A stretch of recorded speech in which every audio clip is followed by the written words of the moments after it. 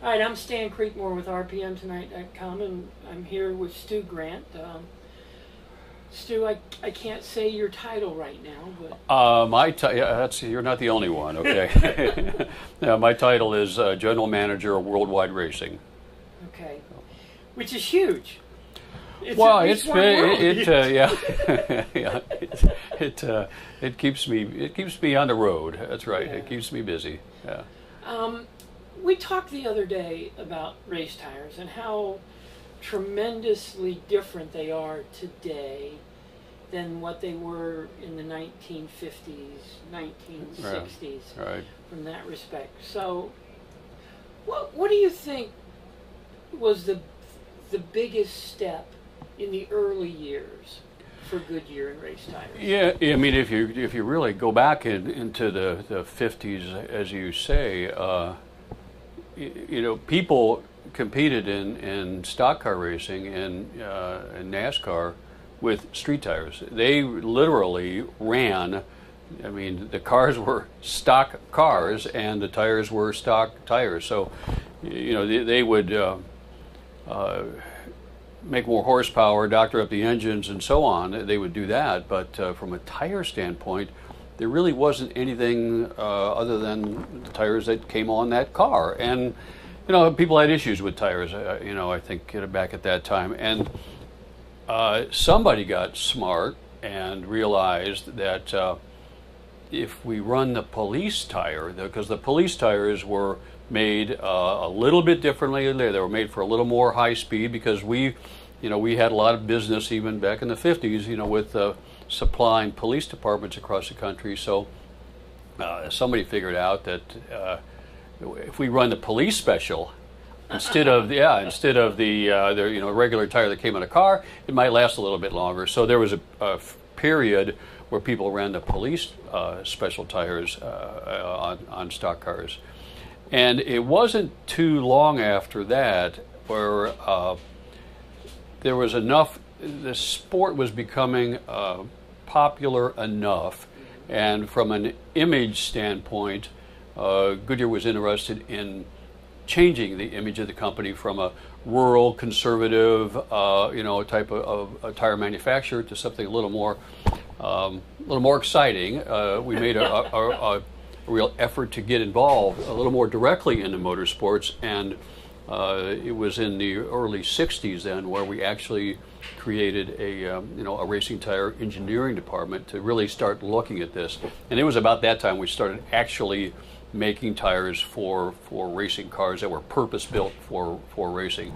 Obviously at that point they were just the next evolution, the next step in the auto tire or the police tire, but that's kind of the way that evolved. And about that time, if you think about it, we were everywhere. We were in sports cars. I mean, motorsports in general around the globe were was really exploding. And we were in Formula One. We were in drag racing, in NASCAR racing, in sports cars, and the Indianapolis cars or the USAC Champ cars at that time. And so we just had a lot of involvement all over the place. But if you go back to so what happens next in tire development in NASCAR, it probably would have been in the mid 60s, 1966, when we brought out the tire within a tire, the safety shield, which was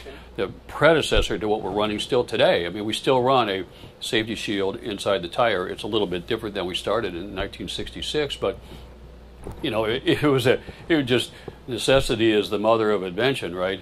There were so many tire issues at that time for one reason or another that somebody said, "Wow, if we could get back to the pits and be able to change our tire, we might have a chance of completing the race." So that's how that was born. So if there was an air loss in a tire, it went down on the safety shield, not on the steel rim, and it allowed the car to get back in the pits. So I think another major milestone was '66 when we brought out the safety shield, and then. Well, pause just a second, because if I remember right, in a conversation I had with two drivers about that same period, they became important to Goodyear. Two drivers that most older race fans know their names, and that would be Jack Ingram and Dave Marcis. Yeah. How critical were they at that time? You know, Dave was somebody that we spent a lot of time with and worked a great deal with on the NASCAR Cup side. Okay, because he was and always stayed a very, very loyal individual to us through. You know, I mean, when you're in this business a long time like we are, there are good days and there are bad days too. So, I mean, and Dave was a guy that stayed with us through thick and thin, and I've always, you know, thought highly of him, always admired him just because of that. It was that loyalty is rare, and Dave had that. Now the Iron Man, now Jack. Jack was really instrumental in having us or helping us develop a sportsman tire. Because we were really nothing in that area until you know, we started working with Jack, and Jack ran well at the time, of course, and you know, and you want to start a development program around somebody that's can run up front, okay? Sure.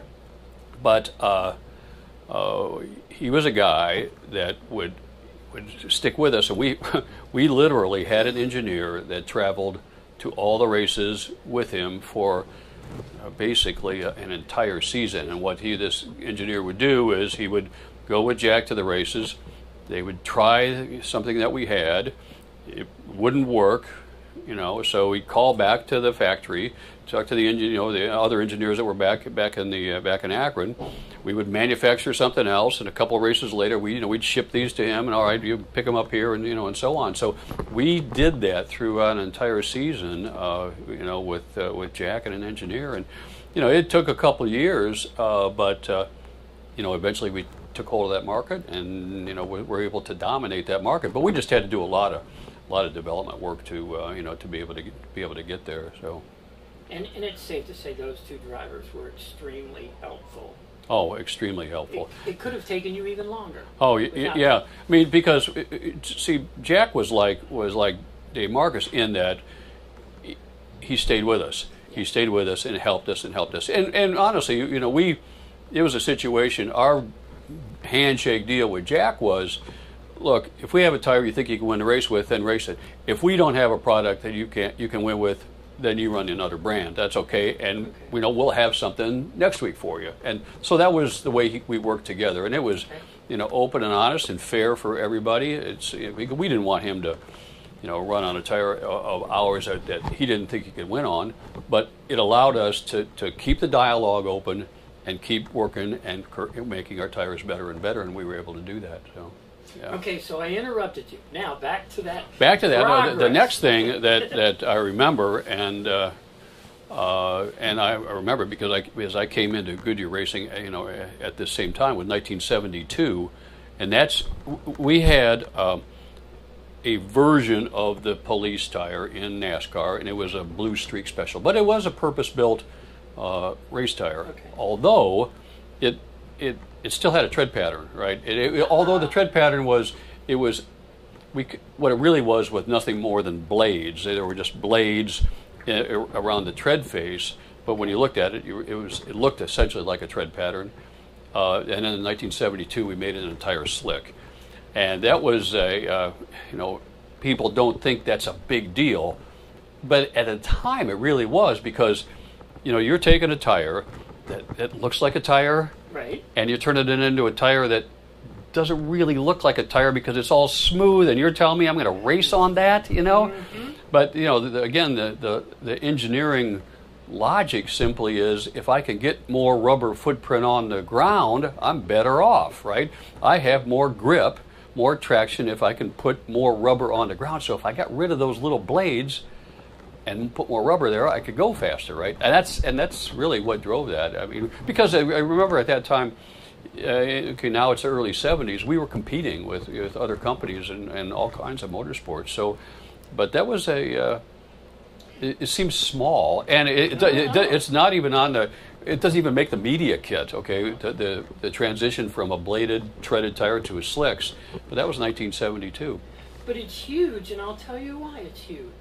From my standpoint, from the fan standpoint, even today, fans look at the tires, and the first thing that crosses their mind is there's no tread on these tires. Yeah. They don't understand what Goodyear has truly done to ensure the greatest contact between asphalt and rubber. It was just it was a mindset, you know, the idea that, well, you know, those are okay and they're nice and they're safe, and now this is really smooth, and you know, it was just, oh, you're going to be okay, you know. You know, it was because it makes sense, and obviously it did, and all racing tires across the globe are slicks, right? But you know, we still have the wear pins, of course, as you know, Stan. But that's all that is. That's just a wear pin to measure tread depth. You know, if you didn't have to measure tread depth, it'd be totally smooth. But yeah. Okay.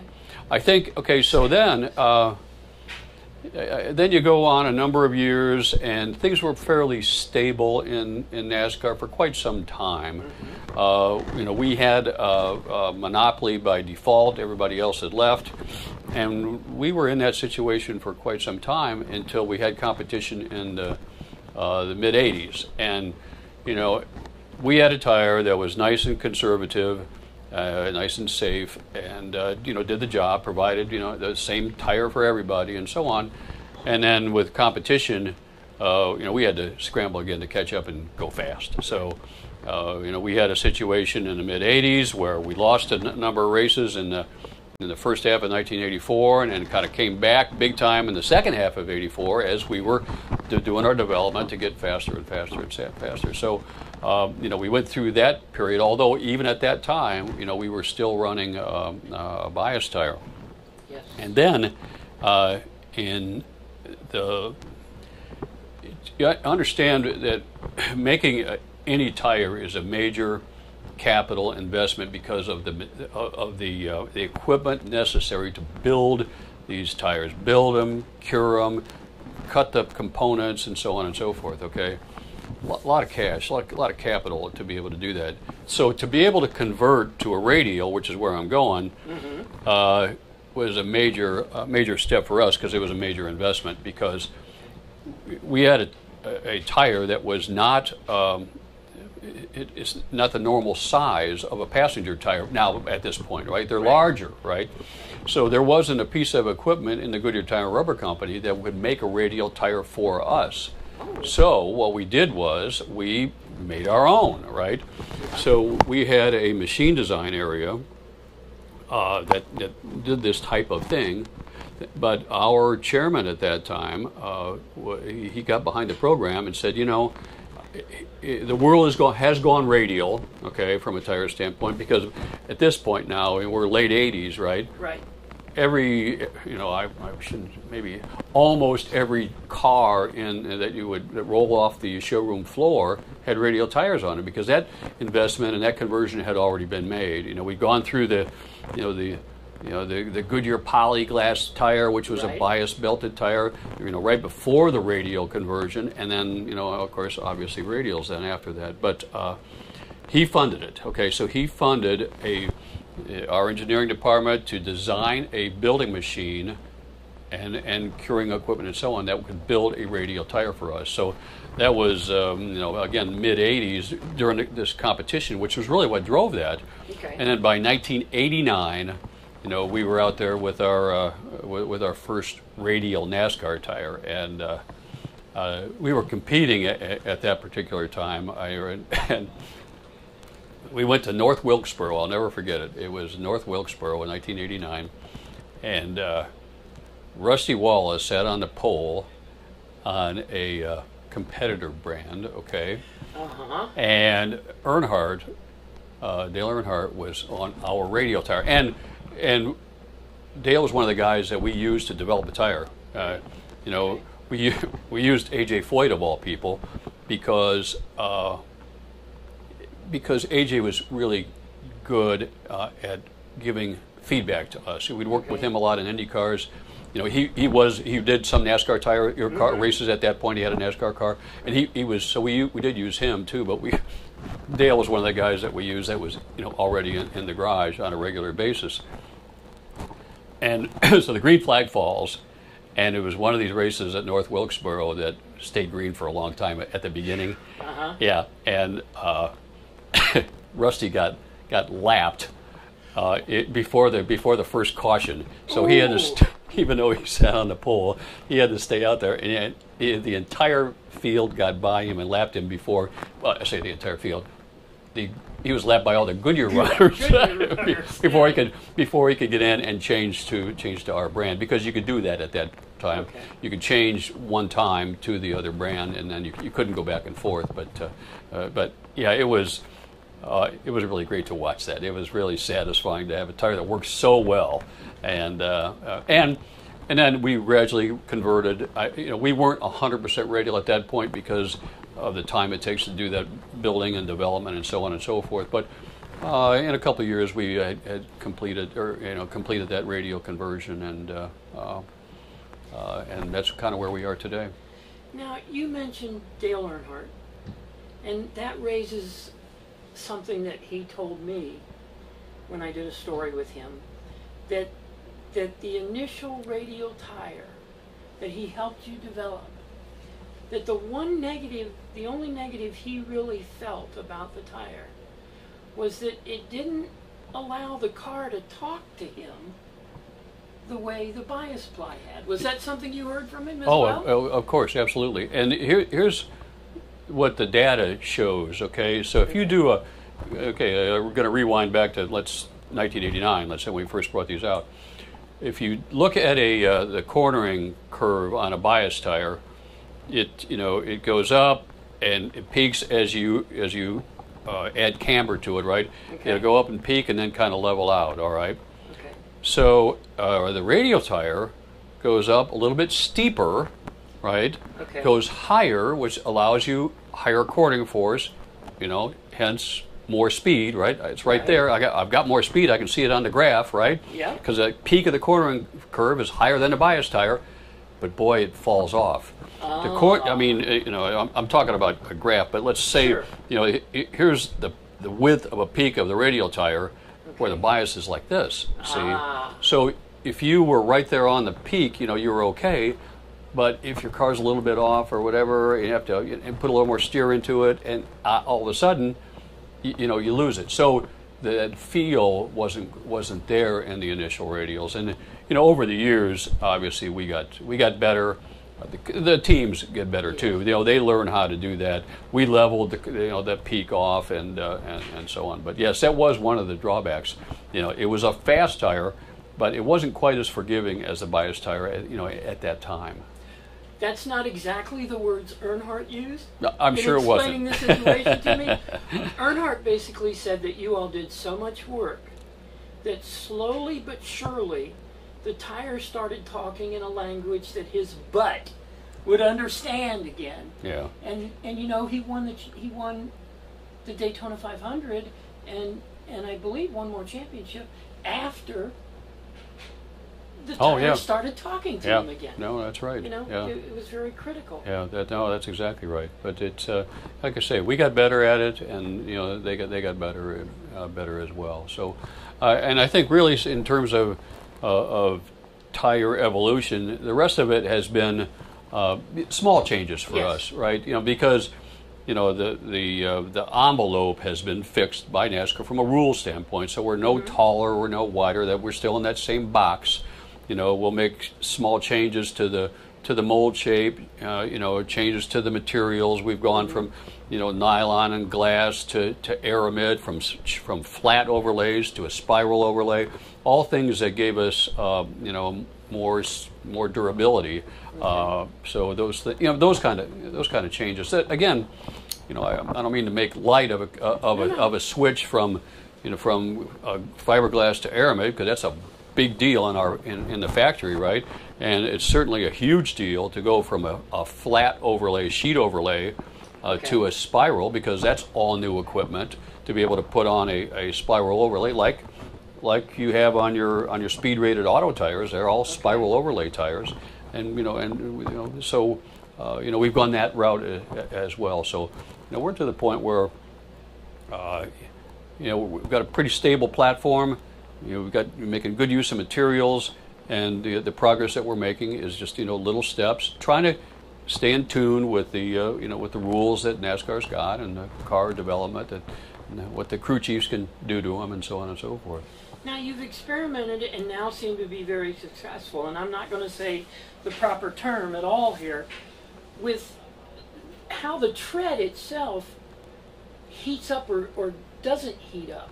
The the zone tread? Yeah, the zone tread on the race tire. Again, these things are born out of necessity, aren't they? Especially in this environment, right? Yes. You got a race coming up, and you got to figure out a tire that's going to live. So,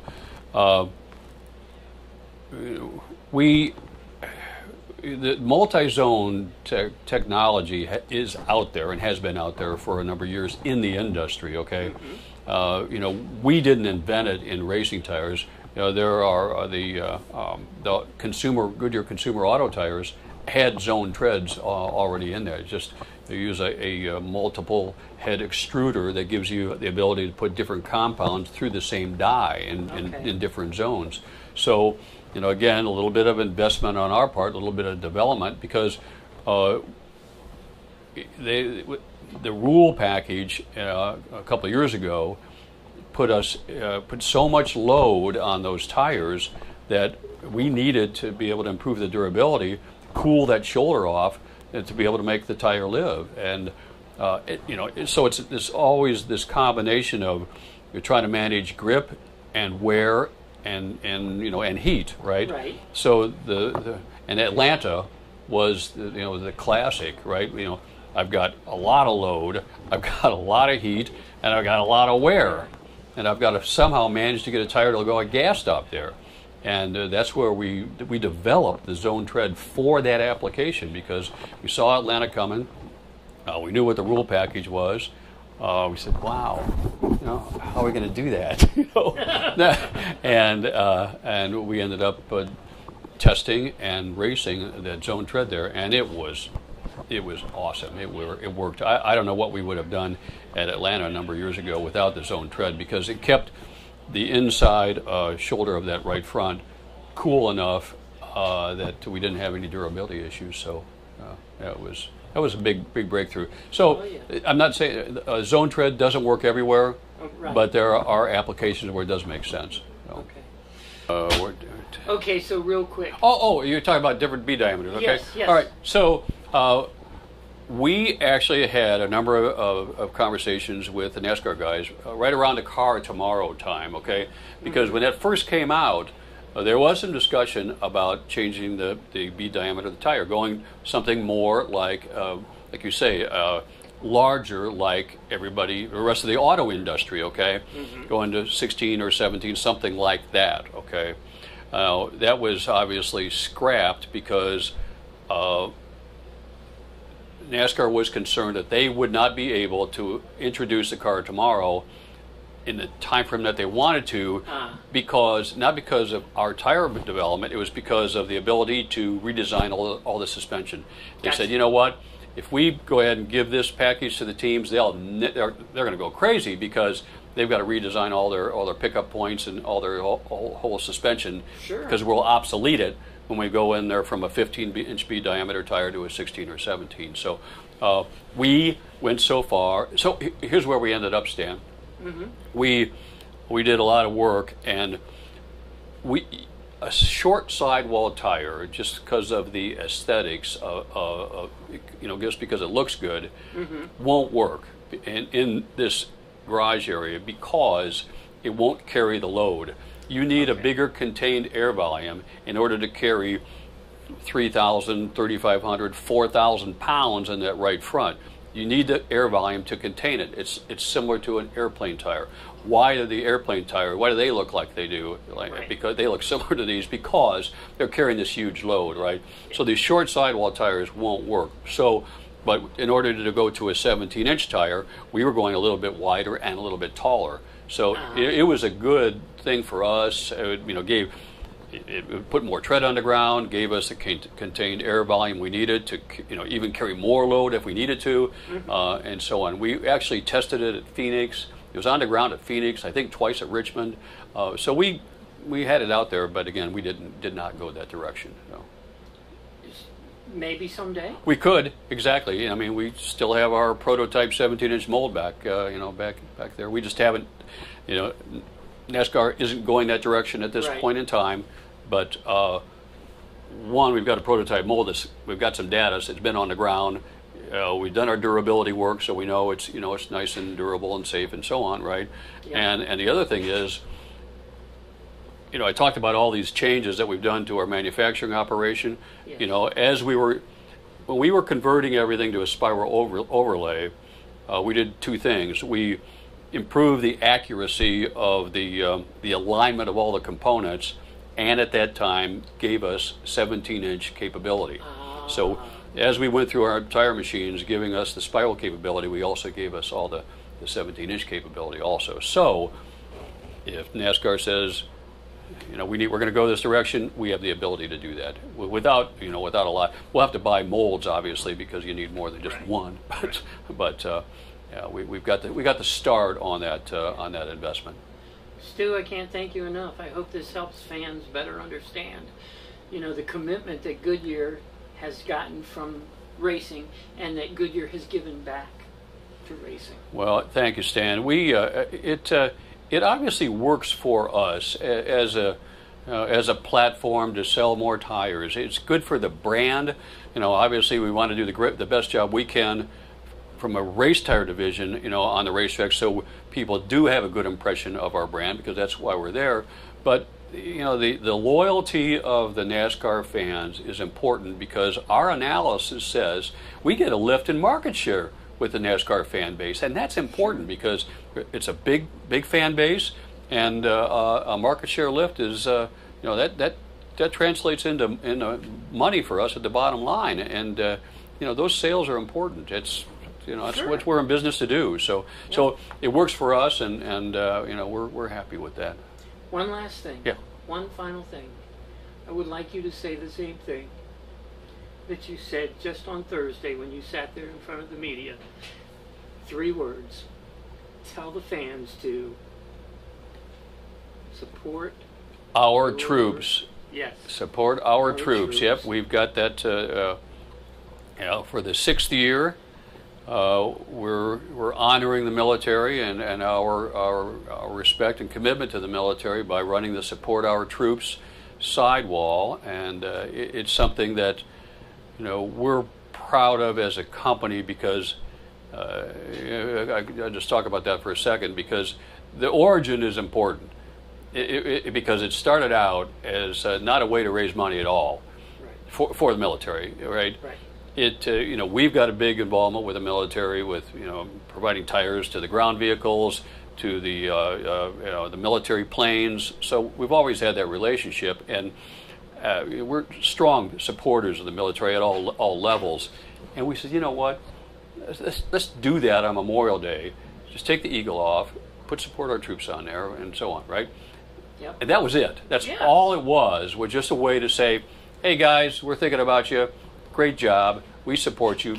Look at that, right? Yep. And then, boy, has it gotten legs, right? Yes. Yeah. So, here we are, and we'll surpass $1 million of money to give to that organization for all that they do for these families. So, it's emotional. It's something I'm proud to be a part of.